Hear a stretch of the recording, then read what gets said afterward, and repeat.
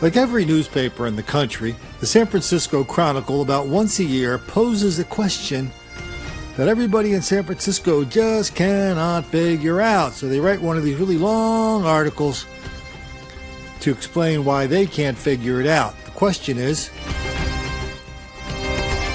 why are so many more black people arrested than white people? Why are black people 10 times more likely to be arrested in San Francisco than a white person? Why? Why? So that's the question they ask. But they don't tell you this, but there's something really they inject into every word, every sentence, every paragraph, and through the whole article. They inject the answer. They inject an assumption that underlies the entire tone of the article, and that is, black people and white people commit the same amount of crime. Everybody knows that. Parentheses. And do you really have the guts to stand up in public to say black people commit more crime than white people? Because if you do, we will end your career in the public square, on parentheses. That's the underlying assumption of the article, one they don't have the nerve to even hint at. Of course, in a little light at the end of the tunnel, the article in the comments, I saw when I got the article, there were like 30 comments in there. About 28 of them were of that ilk, which is, I know why there's more black people arrested, because they commit more crime. Of course, the article goes through all the other different things, like they're arresting almost 50% fewer people in California than they were just a couple years ago. These stubborn rates, they go to all the quote-unquote experts. Well, these darn rates between black people and white people are really stubborn. Hey, by the way, and this is something I've been saying for a long time. Remember, I lived out there for 35 years in the great state of California. When you live in Southern California, and by the way, I also spent a lot of time at the immigration department. One of my buddies was one of the guys who ran the place, so I was down there a lot. So believe me, my eyes are open on what's happening at the border. Been there more than most anybody. But in Southern California, nobody sits around and talks about this Hispanic level of criminality so wildly out of proportion. Yes, people know people coming across the border, they're not all angels, 100%. But in this article, one thing it did interestingly show is that the racial disparity in people being arrested between white people and Hispanic people, well, there's not really much of a gap there. I think maybe for every one white person arrested, the rate for Hispanics is like 1.1 or something like that. But the black rate in arrest rate is 10 times greater in the Bay Area. It's the exact same story that we see in every school district in America that we do here probably once a week. Some reporter picks up this study from the local school district or their local police department and they go, wow, black people are being arrested more often. I wonder what that's about. Then they go to the liberals, they go to the liberal police chief if they're there, or anybody else, and they go, yeah, we've got to do better. I mean, this paper ran a story not too long ago that we talked about traffic tickets in the San Francisco. When you have a failure to appear, I mean, that's, if you get a speeding ticket, you pay it. If you don't, then they put a warrant out on you. 50% of the people with failures to appear in San Francisco are black. And when you take that to the county supervisors of San Francisco and you say, what's up with that? All they could say is, we've got to do better about the disparity, because disparity is proof of white racism. Didn't you know that? Oh yeah, if you want to throw a stink bomb into this article, if you want to throw a stink bomb into that San Francisco Examiner newsroom, all you have to do is mention one word. Asian. What are the Asians up to up there? And White Girl Bleed a Lot and Don't Make the Black Kids Angry, we talk about an article that somehow slipped through the filter in that same paper where they talked about the dirty little secret of San Francisco. They did a study over a certain time period in San Francisco. They found out that 85% of the strong arm and the robbery in San Francisco was black people attacking Asian people. We've got to do better, people. That's called San Francisco's dirty little secret. And even today, this whole thing of black on Asian violence is enormous in San Francisco, the area. We've done tons of stories on it in in the Sacramento area. Okay, not exactly San Francisco, but pretty close. Tons of stories on Asian people, victims of black crime and violence, home invasions. What about the Asians? Are they attacking the black people? Are they attacking the white people? What's up with that? What about that disparity? Can we do better on that too? Or do we just have to keep playing this merry-go-round where every single year, every paper does the same damn story, same stupid story that doesn't ask the one question, let alone answer it? Are black people committing more crime than white people? Why can't we even consider that? Why? Why can't we consider that when it's transparently true? One of the people they went to out and to talk to about this article came from, we've seen them before.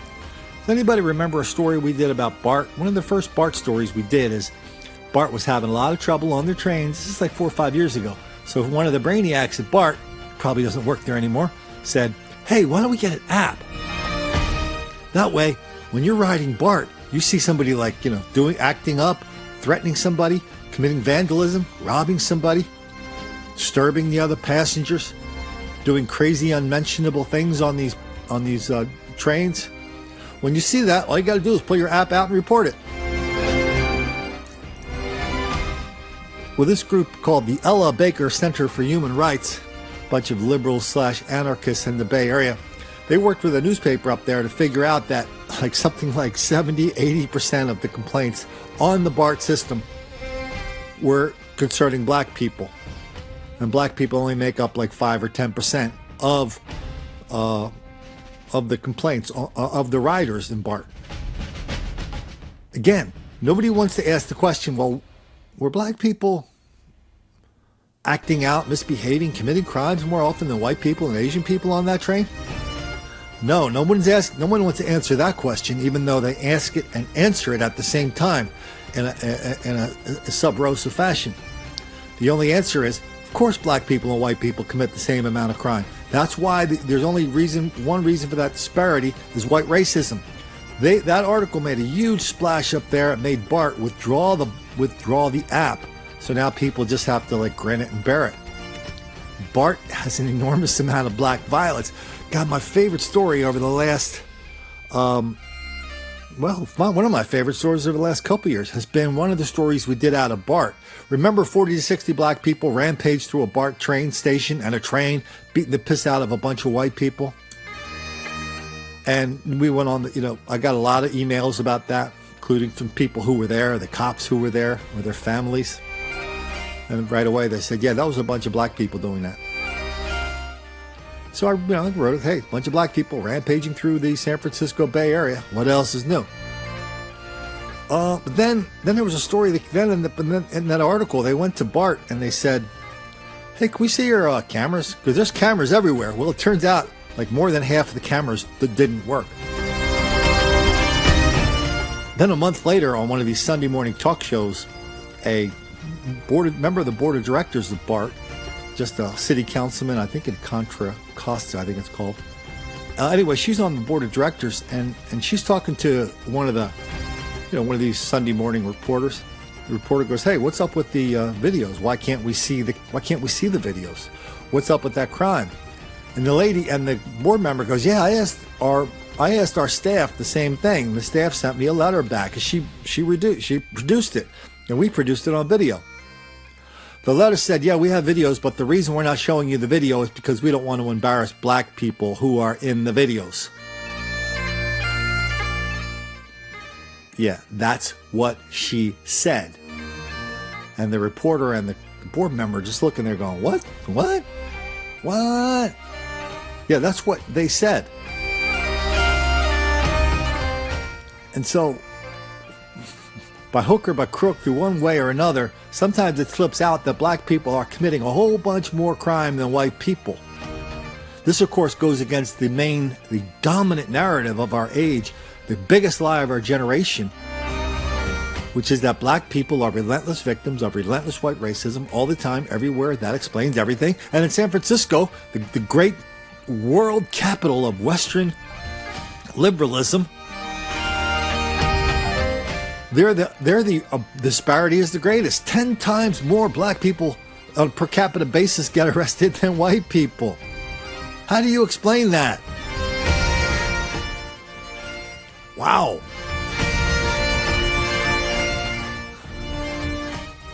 Okay, so all we can do now is just wait for the next story, exact story like this to appear in the next town, and the next town, the next town. The befuddled reporter, the numbers that should overwhelm anyone's ability to deny them.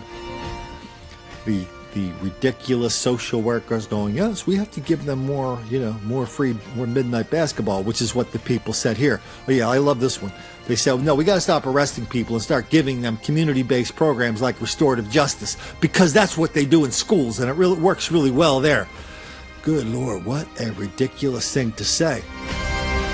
Schools where they use that are the worst schools out there. We just did that exact story the other day. I think it was out of South Carolina. They don't suspend or expel people. In St. Louis, they lost like almost every teacher, kindergarten through second grade, because the school stopped suspending people and the students were so abusive. Even that age, the teachers said, I can't take this anymore. Now it keeps happening in San Francisco. It's coast to coast and in between. San Francisco, St. Louis, South Carolina, north, south, east, west, every point of the compass. Different parts of the country, all united by one fundamental fact. Nobody wants to do anything to make the black kids angry.